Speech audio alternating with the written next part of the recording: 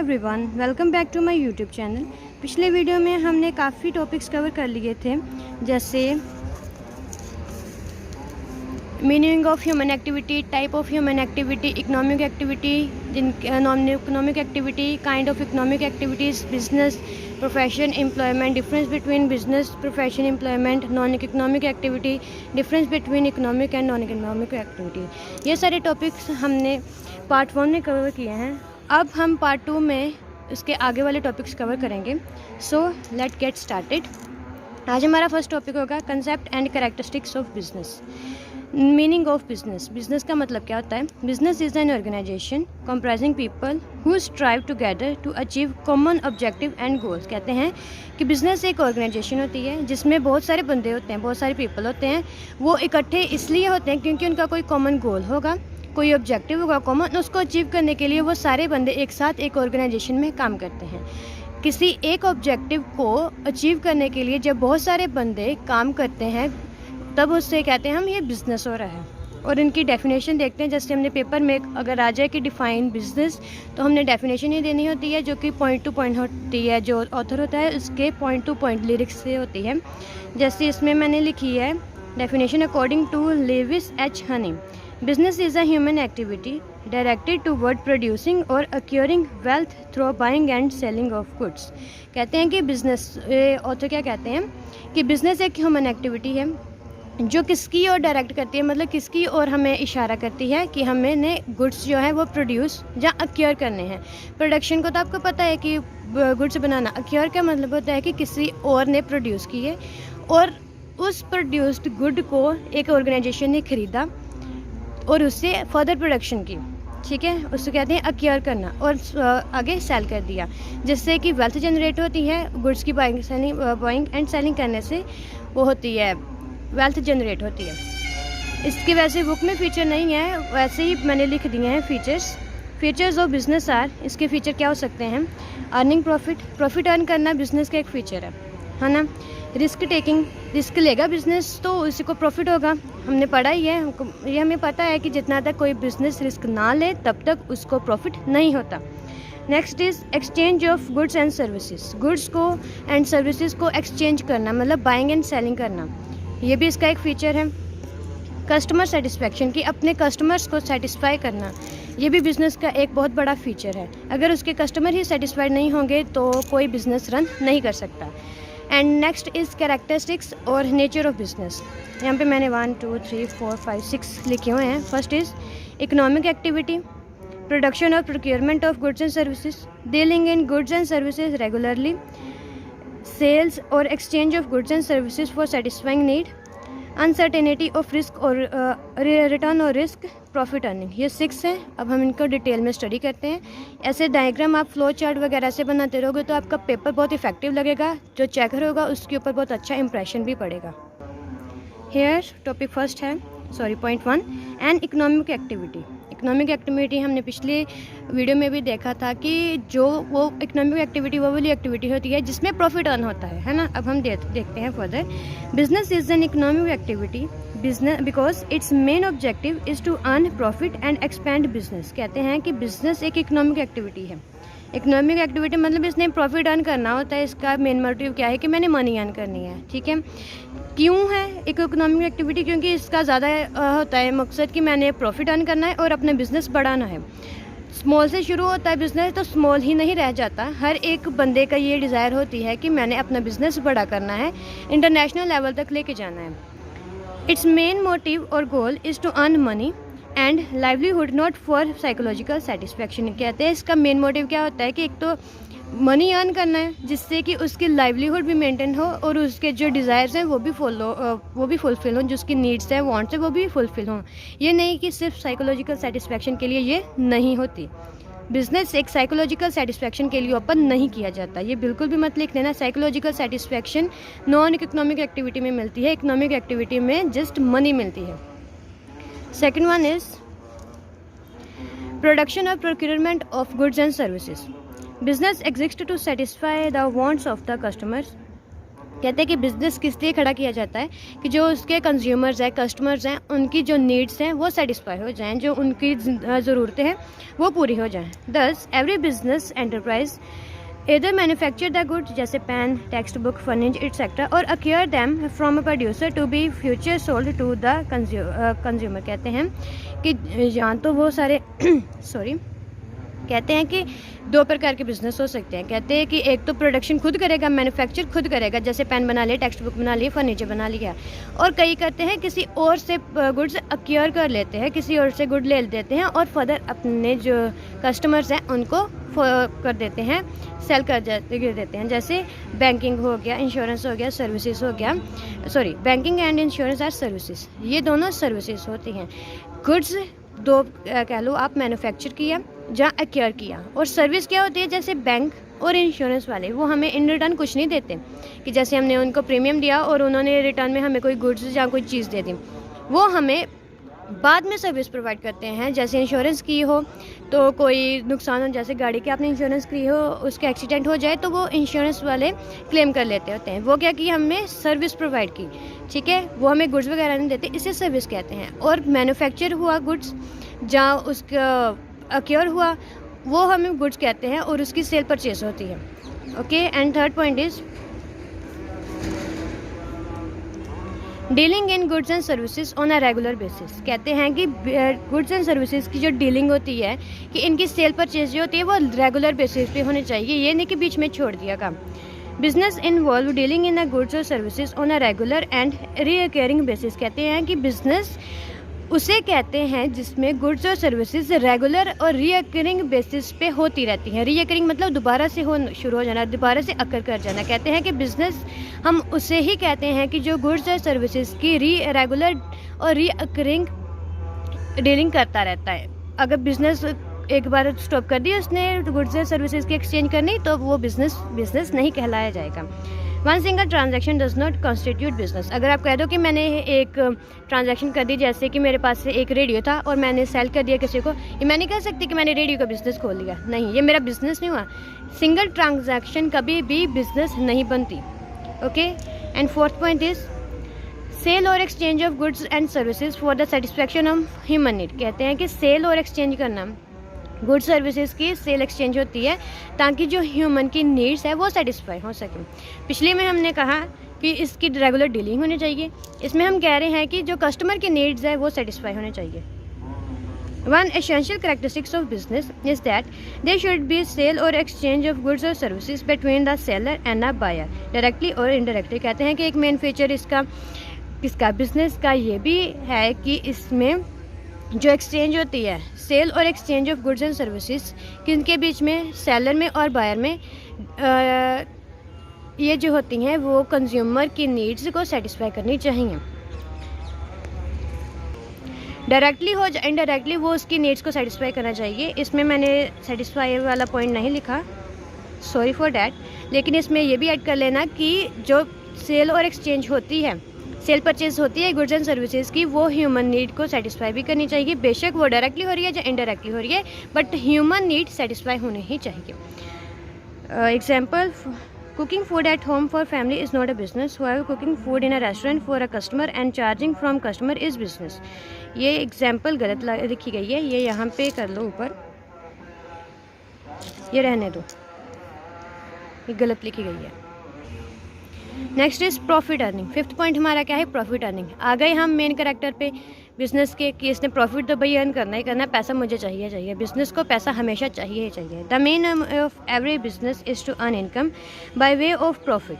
कहते हैं कि जो बिज़नेस का मेन एम क्या होता है कि उसने इनकम अर्न करनी होती है, पैसा कमाना होता है। किसके वे में, उससे जो पैसा मिलता है वो किस रूप में मिलता है, प्रॉफिट के रूप में मिलता है। Businessman maximise profit by increasing the value of sale और रिड्यूसिंग द कॉस्ट। कहते हैं कि जो बिजनेसमैन होते हैं ना, वो अपनी प्रॉफिट कैसे बढ़ाते हैं। अब सोचो प्रॉफिट कैसे बनेगा, पहले सेल इंक्रीज कर दो, अपनी जो कॉस्ट लग रही है, प्रोडक्शन अगर आप कर रहे हो उसके ऊपर जो आपकी कॉस्ट लग रही है, मान लो 15 रुपये लग रही है, तो आप मिनिमम कर लो कि ऐसे गुड्स को इतने अच्छे से प्रोडक्शन करो उनकी कि 10 रुपये कॉस्ट आए और आप सेल 15 रुपीज़ में कर दो, ताकि आपका जो प्रोडक्शन कॉस्ट है वो भी निकल आए और आपको प्रॉफिट भी हो जाए ऊपर 5 रुपये। ठीक है।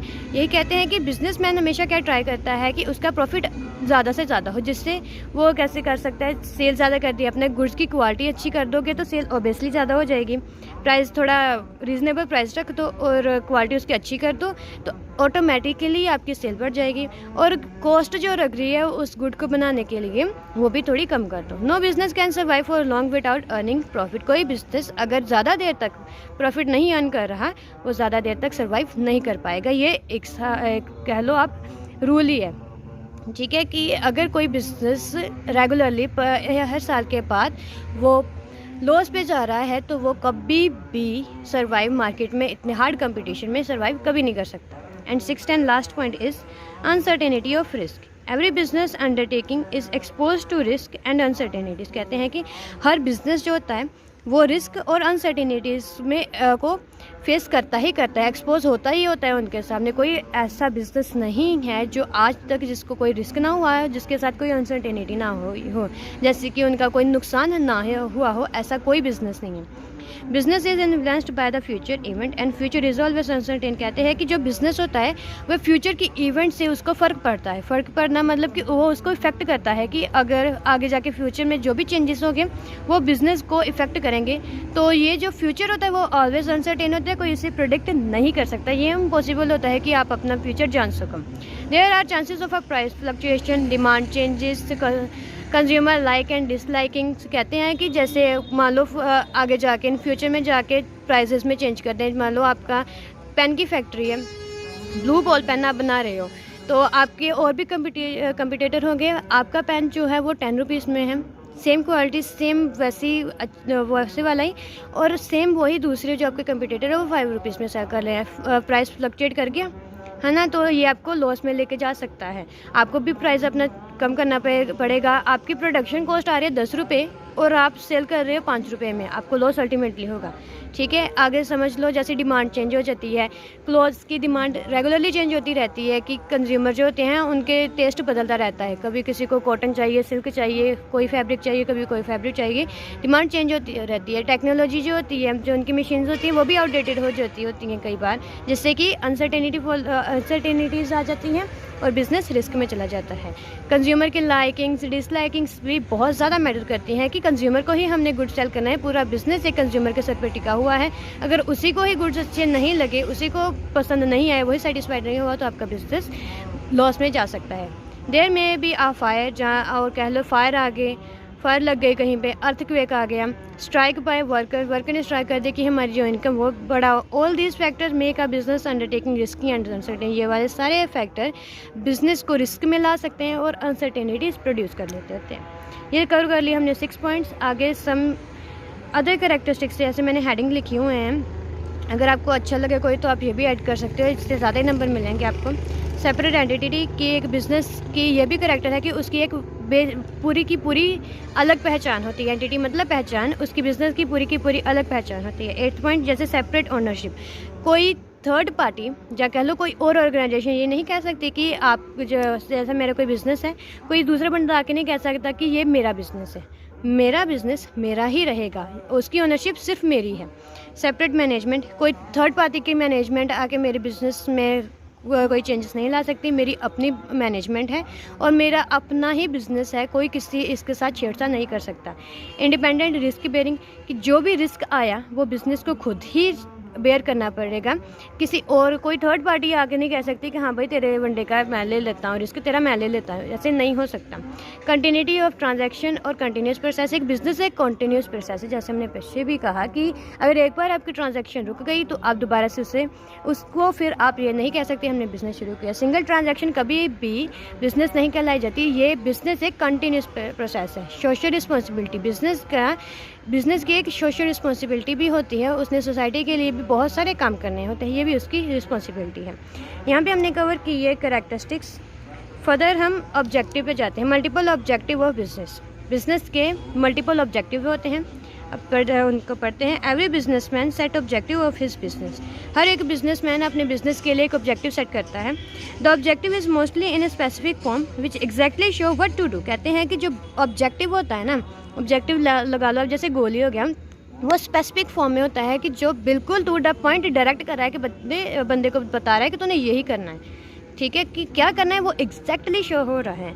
और a businessman set various objectives but main objective is to earn profit. सारे बिजनेसमैन ऑब्जेक्टिव सेट करते हैं, डिफरेंट ऑब्जेक्टिव सेट करते हैं, लेकिन सबका एक कॉमन एक मेन ऑब्जेक्टिव होता है कि उन्होंने प्रॉफिट अर्न करना होता है। For expanding and growing business profit earning is must. कहते हैं कि अपने बिजनेस को ग्रो करना, उसको एक्सपेंड करना, प्रॉफिट अर्न करना बहुत ज़्यादा ज़रूरी है अगर अपने बिजनेस को बढ़ाना चाहते हो, इंटरनेशनल लेवल तक लेके जाने चाहते हो। Earning profit for business is important but it is not enough. कहते हैं कि प्रॉफिट अर्न करना इम्पॉर्टेंट है, हमने पीछे से पढ़ते आ रहे हैं कि प्रॉफिट को अर्न करना इंपॉर्टेंट है, लेकिन ये इनफ नहीं है, ये काफ़ी नहीं है। Actually business objective are classified into 3 categories. Business के ऑब्जेक्टिव जो हैं वो 3 कैटेगरीज में डिवाइडेड हैं। First is economic activity, social activities and human और individual objectives. Economic objective, social objective, human और इंडिविजुअल ऑब्जेक्टिव्स। फर्स्ट हम देखते हैं economic objective. As business is an economic activity, so economic objective are important. Under economic activities objective, following objective are included. कहते हैं कि economic activity है business एक, तो उसके economic objective obviously important हो गए। तो हम चलो देखते हैं कौन से economic objective हैं। First is survival. The basic objective of every business is to strengthen its root and survival in a hard competition for which income should more than cost. कहते हैं कि आजकल देखो कितना ज़्यादा कंपटीशन हो गया है, हर कोई चाहता है कि मेरा बिज़नेस बढ़ाओ, मेरा बिज़नेस भी बड़ा हो। तो इसका फर्स्ट ऑब्जेक्टिव क्या होना चाहिए हर बिज़नेस का, कि इसकी रूट्स जो है ना वो स्ट्रेंथेड होने चाहिए, कि एकदम स्ट्रेंथ वाली, कमज़ोर नहीं होना चाहिए आपका बिज़नेस। आपका बिज़नेस स्ट्रॉन्ग होना चाहिए कि जो इतने हार्ड कंपटीशन में भी सर्वाइव कर लिए, जिसके लिए उसकी कॉस्ट जो है उसकी इनकम से कम होगी। मतलब अगर जितनी आप 10 रुपये कॉस्ट आ रही है तो आपकी इनकम जो है आप सेल करो 15 में और आपको 5 रुपये इनकम आए, ठीक है, जिससे आपका बिजनेस बड़ा होगा, एक्सपेंड होगा। Second one is profit. Profit help business man not only to earn their living but also to expand their business activity by reinvesting a part of a business.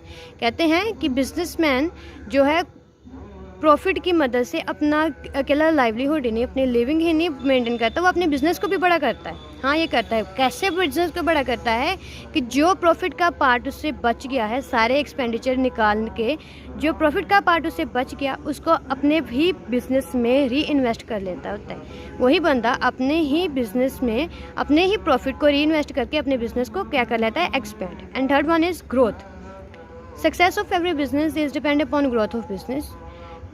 कहते हैं कि business की जो success है, कामयाबी, उसकी growth के ऊपर डिपेंड करती है। अगर एक बिज़नेस है सालों से स्मॉल बिज़नेस ही है, स्मॉल एंटरप्राइज ही है, अभी तक 10 साल हो गए अभी तक स्मॉल है, उसकी ग्रोथ नहीं हुई तो उसकी सक्सेस भी नहीं होगी। कोई कहेगा यार ये तो शुरू से इतना था, इसकी शुरू से ही मार्केट डाउन थी, अभी मार्केट डाउन है, तो इसकी सक्सेस नहीं है और उसकी रेपुटेशन भी उसके साथ ही डाउन हो जाती है।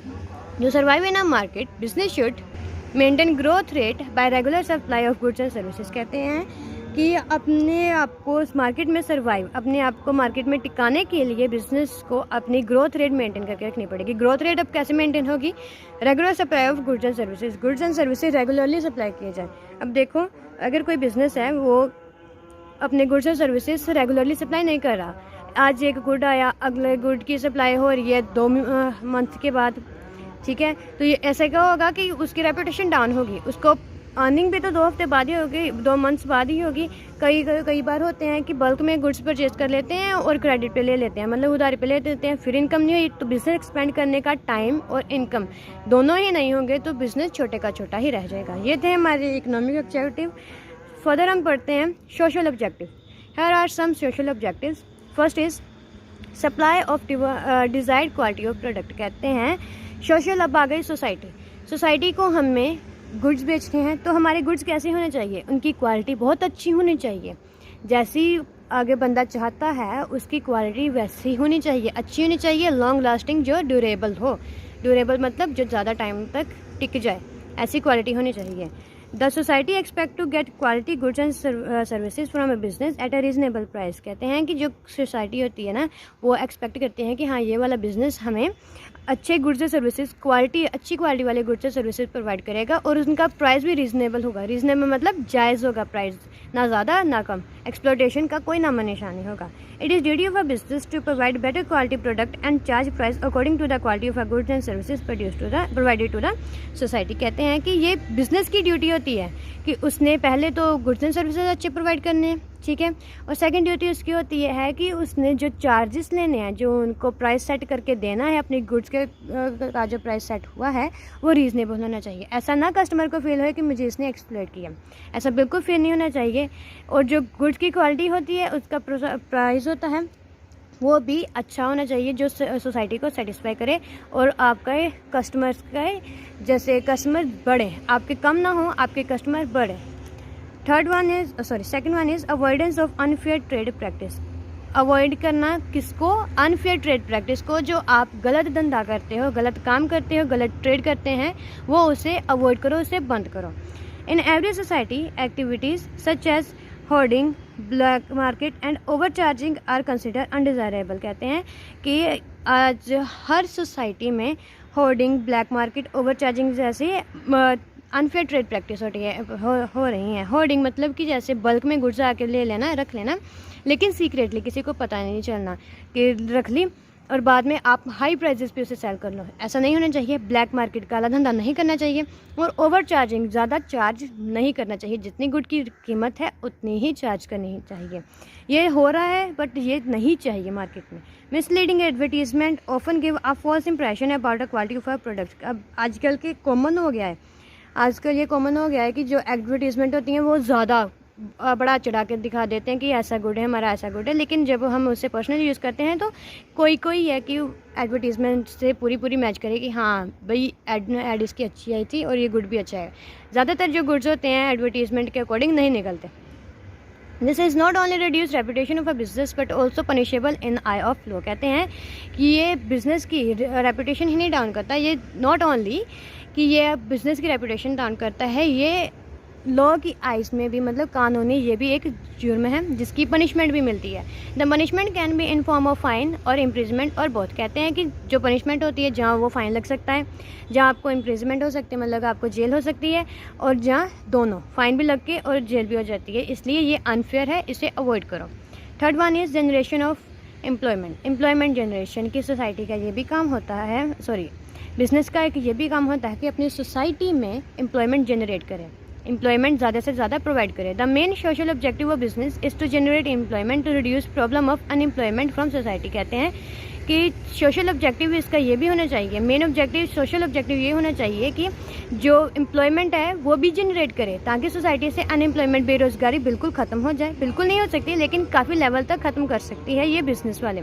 Firm should adopt labour intensive method of production instead of capital intensive method. Labour should give opportunity by business. कहते हैं कि जो फर्म्स हैं, बिजनेस है, इनको कौन सा मेथड यूज़ करना चाहिए प्रोडक्शन के लिए? लेबर इंटेंसिव मेथड, जिसमें ज़्यादा लेबर हो और मशीन्स जो हैं वो कम हों।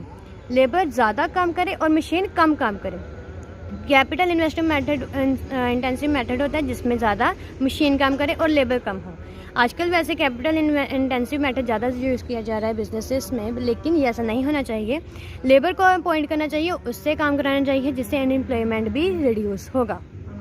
Next one is social service और community service. It is main objective of business to serve society. कहते हैं कि सोशल सर्विस करनी चाहिए, बिजनेस को अपनी सोसाइटी को सर्व करना चाहिए, उससे सर्विसेज प्रोवाइड करनी चाहिए, अपनी जैसे प्रमोशन करनी चाहिए एक हिसाब की, कि जैसे लगा लो some enterprise open school, hospital etcetera for welfare of society, this give push to reputation of business. कहते हैं कि जो कोई होती हैं ऑर्गेनाइजेशन, वो क्या कर देती हैं और सोसाइटी में, अपने नियर बाय सोसाइटी में स्कूल, हॉस्पिटल, डिस्पेंसरी वगैरह खोल देती हैं फ्री में, जिससे कि सोसाइटी वाले कहते हैं कि हाँ ये वाली ऑर्गेनाइजेशन ने खोल के दी है, ये बड़ी अच्छी है, ये हमें सर्विस भी बहुत अच्छी प्रोवाइड कर रही है, इनके स्कूल्स हॉस्पिटल में बहुत अच्छी सर्विसेज प्रोवाइड हो रही हैं। ये उनकी गुडविल इंक्रीज़ करता है। किसकी गुडविल इंक्रीज़ हुई है? बिजनेस की। गुडविल रेपुटेशन का सेकंड नेम होता है। आप कॉमर्स में रेपुटेशन यूज़ नहीं कर सकते हैं, लेकिन आप अवॉइड करें, आप ज़्यादा गुडविल यूज़ करें, गुडविल वर्ड ज़्यादा यूज़ करें कि सर्विस प्रोवाइड करेगी एक बिज़नेस, तो ये उसकी गुडविल भी बहुत ज़्यादा इंक्रीज़ करेगी। And next one is avoidance of pollution. हाँ, ये बहुत ज़्यादा इंपॉर्टेंट है। इन्वायरमेंट फ्रेंडली होनी चाहिए। बिज़नेस जो होता है उसको इन्वायरमेंट के को भी ध्यान रखना चाहिए। Business should try to reduce pollution. उसकी ये ड्यूटी नहीं चाहिए कि वो बिज़नेस को पोल्यूशन को कम करे। It is duty of businessman to come forward and do something to save environment from pollution. कि ये बिजनेसमैन की जो ओनर है, जो वर्कर्स है, ये इन सब की ड्यूटी होती है कि सामने आकर कम फॉरवर्ड एंड अपने इन्वायरमेंट के लिए पोल्यूशन कम करने के लिए कुछ ना कुछ ज़रूर करें। To reduce pollution filter should adopt. कि अगर आपकी प्रोडक्शन हो रही है तो उसके लिए पोल्यूशन जो फिल्टर्स हैं वो लगाने चाहिए जिससे कि पोल्यूशन कम हो। बिल्कुल तो ख़त्म कर नहीं सकते लेकिन कम कर सकते हैं कि फ़िल्टर ज़रूर होने चाहिए कि जिससे पोल्यूशन कम हो। एंड थर्ड ऑब्जेक्टिव वाला बिग पॉइंट है हमारा ह्यूमन ऑब्जेक्टिव और इंडिविजुअल ऑब्जेक्टिव। ह्यूमन ऑब्जेक्टिव ये हम वर्कर के ऊपर लेते हैं। ह्यूमन और individual objective are related to employees working in business. जो एम्प्लॉयज़ होते हैं उनके ऊपर ये रहता है। Provide good working condition. Business की ये ड्यूटी होती है, ये बिज़नेस का ऑब्जेक्टिव होना चाहिए कि जो वर्कर काम कर रहे हैं उनकी जो वर्किंग कंडीशन है वो अच्छी होनी चाहिए, बुरी नहीं होनी चाहिए, अच्छी होनी चाहिए जो उनको कंफर्ट दे। Business should give comfort to individual. A perfect place of working make mind creative and reduce fatigue. कहते हैं कि बिज़नेस की ये ड्यूटी होती है, बिज़नेस को इसकी रिस्पॉन्सिबिलिटी उठानी चाहिए कि जो उनका इंडिविजुअल बंदा काम कर रहा है उसे कंफर्ट हो। कंफर्ट होगा तो वो ज़्यादा काम करेगा, उससे फटीग महसूस नहीं होगी, मतलब उसको थकान नहीं होगी, वो ज़्यादा से ज़्यादा काम कर पाएगा जिससे आपके ही बिज़नेस का जो प्रमोशन होगा, आपके ही बिज़नेस का काम ज़्यादा से ज़्यादा होगा, उसको डिले नहीं होगा। ज़्यादा काम हुआ तो ज़्यादा अर्निंग होगी, तो ज़्यादा ही प्रॉफिट अर्न होगा और बिज़नेस एक्सपेंड करेगा। तो एम्प्लॉय को कंफर्ट देना बहुत ज़्यादा इंपॉर्टेंट होता है। Second point is on time payments. कि जब आ जाता है टाइम सैलरीज़ वगैरह देने का, वो ऑन द टाइम होना चाहिए। अगर आपने अपने एग्रीमेंट में मेंशन किया है कि 31 और 30 को, जहाँ 30, 31 और 1 डेट में हम सैलरी सबको प्रोवाइड कर देंगे, तो उस ही डेट को आपको देनी पड़ चाहिए जिससे कि जो वर्कर है वो भी ख़राब ना हो और आपको भी कोई टेंशन ना हो कि हाँ जी हमारा जो हमने सैलरीज़ नहीं दिया, ऐसे डिले हो गया है। ये होना चाहिए। इससे बिजनेस उसको वर्कर को क्या होगा कि हाँ मुझे टाइमली मिलती है इनकम और मुझे यहाँ पे अच्छे से काम भी करना चाहिए, मुझे मेरी काम के अकॉर्डिंग अच्छी सैलरी मिल रही है और मुझे काम भी वैसा ही अच्छा करना चाहिए और मेरे ही बिज़नेस का जो मेरे जिस बिज़नेस में मैं काम कर रहा है वो भी ग्रो करना चाहिए। And third one is personal growth. Regular training of worker improve their skills and ability of working. This led to development of individuals. कहते हैं कि रेगुलर ट्रेनिंग होनी चाहिए, रेगुलर ट्रेनिंग वर्कर की, जिससे कि उनके स्किल्स और उनकी एबिलिटी इनहेंस होगी, इंक्रीज़ होगी, अच्छी होगी, उनके काम करने का तरीका, नए नए ट्रिक्स, नई नई टेक्नोलॉजी यूज़ करने उनको आ जाएगी। ये उनके लिए चाहिए। उनकी पर्सनल ग्रोथ इम्पोर्टेंट है। इससे आपका अल्टीमेटली बिजनेस भी अच्छा होगा। उसके अगर जैसे आप अच्छी टेक्नोलॉजी यूज़ करते हो, जैसे सॉफ्टवेयर में ले लो, अच्छी अच्छी ऐप आप बनाओगे जो हेल्पफुल हों, तो ऑब्वियसली आपका ऐप हिट होगा। जो यूजर्स हैं आपका ऐप इंस्टॉल करेंगे, उसको यूज़ करेंगे, ठीक है, और आपकी गुडविल भी अच्छी होगी।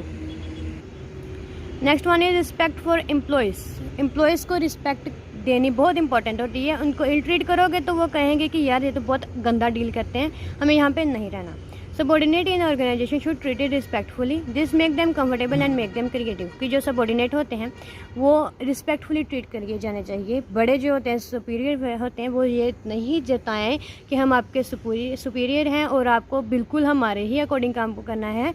और ऐसा तो ठीक है कि उनके अकॉर्डिंग काम करना है, और अगर वो उनको रिस्पेक्ट ना दें, उनको जैसे गंदी लैंग्वेज से बुलाएं, तो ये उनका मोराल जो होता है वो डिस्टर्ब कर देता है। कि वर्कर कहता है कि यार ये हमारे से बात अच्छी तरह नहीं करते और मैंने ये जॉब छोड़ देनी है।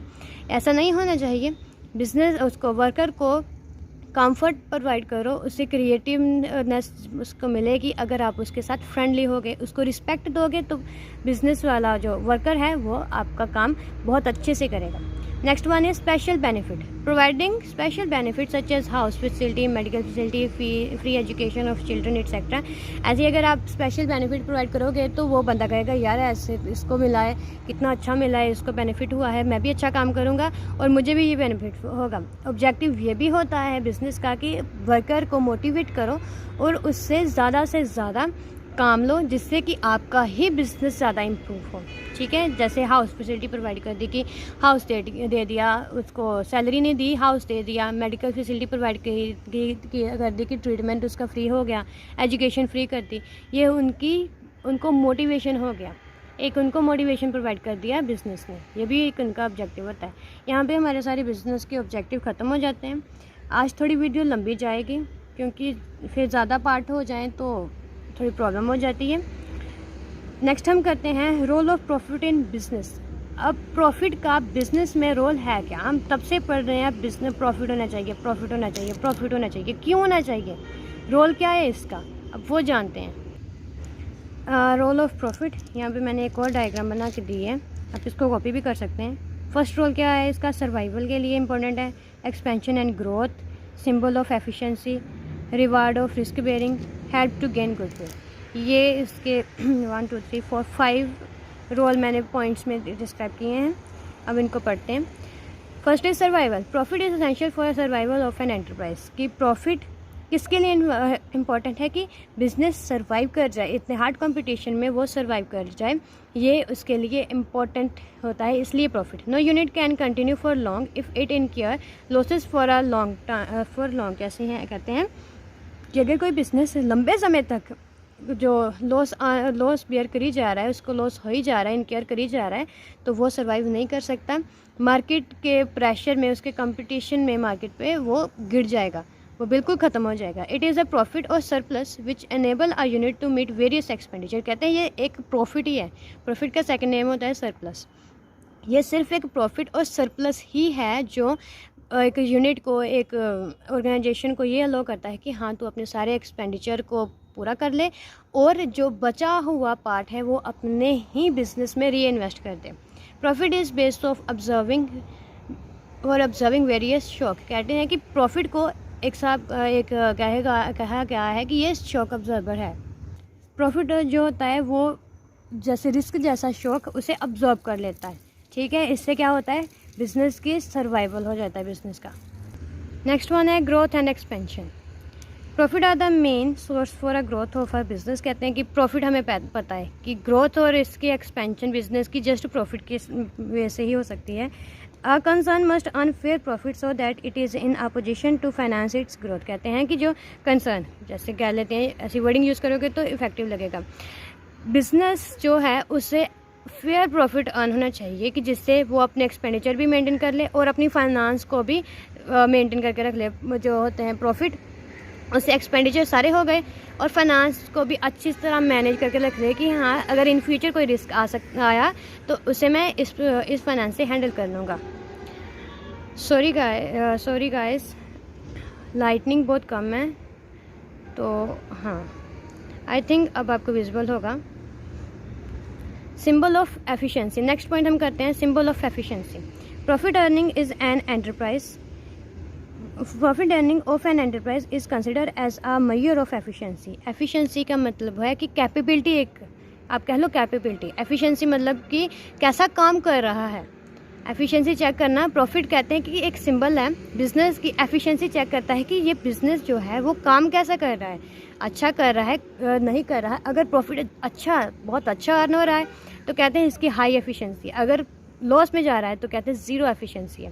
पीपल जज the performance of a unit from a profit earn by it. कहते हैं कि जो पीपल होते हैं, सोसाइटी वाले हैं, वो बिजनेस की परफॉर्मेंस को कैसे जज करते हैं? उसकी प्रॉफिट को देख के।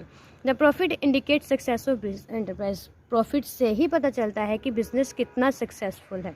ठीक है, and next is reward of risk bearing. Profit risk bear किया, हमें इन रिटर्न क्या हुआ? रिवार्ड मिला।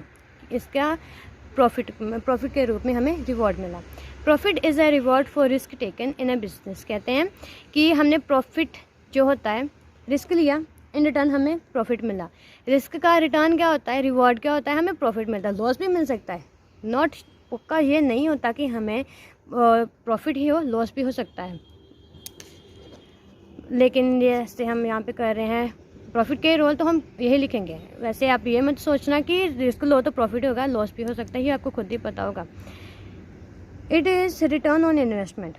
प्रॉफिट क्या होता है? आपने इन्वेस्टमेंट की, पैसा इन्वेस्ट किया, उसके इन रिटर्न आपको मिला profit. It desire to earn profit motivate businessman to bear uncertainties. कहते हैं कि the desire to earn profit motivate businessman to bear uncertainties, की एक बंदा एक बिजनेसमैन है, उसके मन में है कि हाँ मैंने प्रॉफिट अर्न करना है, उसके अंदर ये एक इच्छा आ गई, डिज़ायर आ गई कि मैंने प्रॉफिट अर्न करना है, जिसके लिए वो क्या करेगा, वो अनसर्टेनिटी रिस्क को बेयर करेगा। रिस्क बेयर हुआ, प्रॉफिट भी हो जाएगा अगर उसका काम अच्छा हुआ।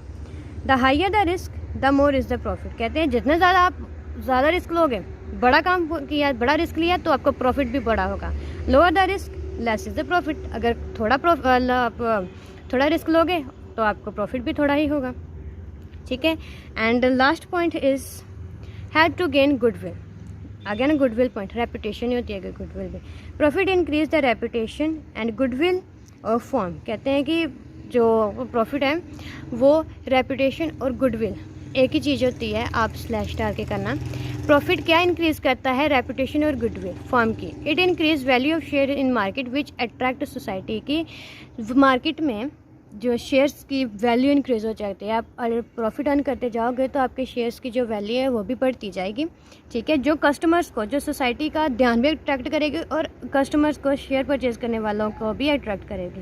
Profit earning company always have very good reputation as compare to less earning company. Sorry, यहाँ पे लाइन की थोड़ी मिस्टेक हो गई है। इसमें कहा गया है प्रॉफिट अर्निंग कंपनी जो होती हैं उनकी हमेशा ही गुड रेपुटेशन होती हैं, लेकिन जो लेस अर्न करती हैं प्रॉफिट, मतलब लॉस में जाती हैं, उनकी रेपुटेशन बहुत डाउन होती है। जो ज़्यादा अर्न करेगी उसकी रेपुटेशन भी ज़्यादा होगी और जो लॉस अर्न करेगी उसकी रेपुटेशन भी डाउन होगी। इसी के साथ आज के लिए बस इतना ही। वीडियो काफ़ी लंबी हो गई है। थर्ड पार्ट जो है वो भी जल्दी आ जाएगा। अगर आपको मेरी वीडियो अच्छी लगी, आपको मेरी एक्सप्लेनेशन अच्छी लग रही है, तो प्लीज़ मेरे चैनल को सब्सक्राइब करें, लाइक करें और बेल आइकन को ज़रूर प्रेस करें, जिससे कि जब मैं कोई वीडियो अपलोड करूं आपको नोटिफिकेशन मिल जाए। अगर आपको कोई मिस्टेक लग रही है मेरे पढ़ाने में, आप मुझे कमेंट ज़रूर करें। अगर आप चाहते हैं कि मैं 12th की और BBA सेमेस्टर 1 की भी पब्लिश करूं वीडियोस, तो आप मुझे कमेंट सेक्शन में ज़रूर कमेंट करें। Thanks for watching.